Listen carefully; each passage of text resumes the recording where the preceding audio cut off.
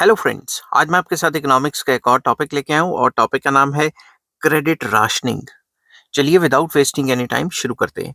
The method of limiting the maximum amount of bank loans and advances as well as fixing the maximum limit of loans for specific purposes is called credit rationing.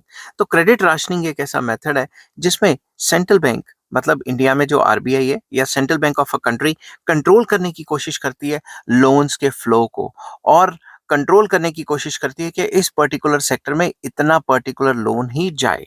मैं आपको example देता हूँ। Credit rationing कहती है कि इस particular sector में इस परसेंटेज से ज्यादा लोन ना जाए।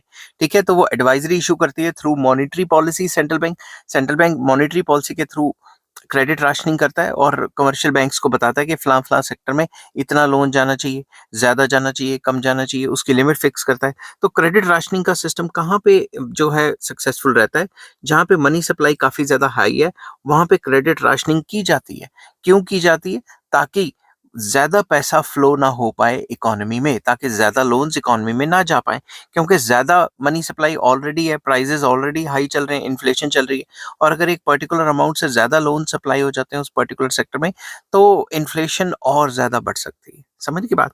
आई होप ये वीडियो आपको पसंद आई होगी। अगर पसंद आती है तो please like, share and subscribe. Take care, bye bye.